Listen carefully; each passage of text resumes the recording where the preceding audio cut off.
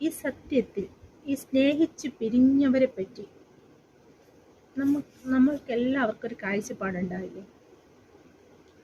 എന്തിനായിരിക്കും അവർ പിരിഞ്ഞിട്ടുണ്ടായിരിക്കുക?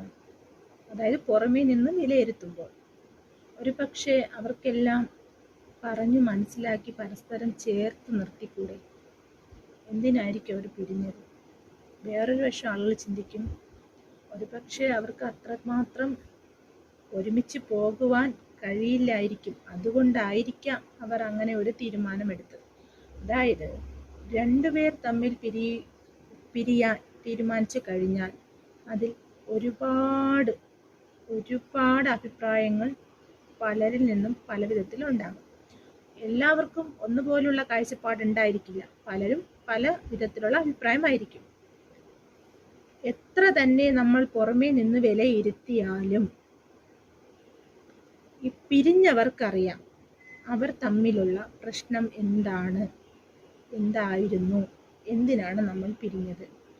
അതിനിടയിൽ നമ്മൾ ആരും, അതായത് അത് സത്യം തന്നെയാണ്, കാരണം മൂന്നാമത് ഒരാൾ അതിൽ കടന്നു കയറി അവരുടെ ഇടയിലെ പ്രശ്നം തീർക്കുവാൻ നിൽക്കാതിരിക്കുന്നതാണ് നല്ലത്. കാരണം അവരവരുടെ പ്രവൃത്തിയും അവരവർ ചെയ്ത കാര്യവും അവർ രണ്ടുപേർക്ക് മാത്രമേ അറിയാവൂ. അത് മൂന്നാമതൊരാളോട് നമ്മളത് പറയുമ്പോൾ ഒരു പക്ഷേ നമ്മളത് കംപ്ലീറ്റ് ആയിട്ട് അവരോട് പറയണമെന്നില്ല. നമ്മളിലുള്ള കാര്യങ്ങൾ ഒരാളോട് നമ്മളത് പറയുമ്പോൾ എല്ലാം തുറന്ന് പറയണമെന്നില്ല. ആ ആൾക്ക് കിട്ടിയ കുറച്ച് വിവരങ്ങൾ വെച്ചായിരിക്കാം വന്ന് നമ്മളോട് ഉപദേശിക്കാൻ വരുന്നേ.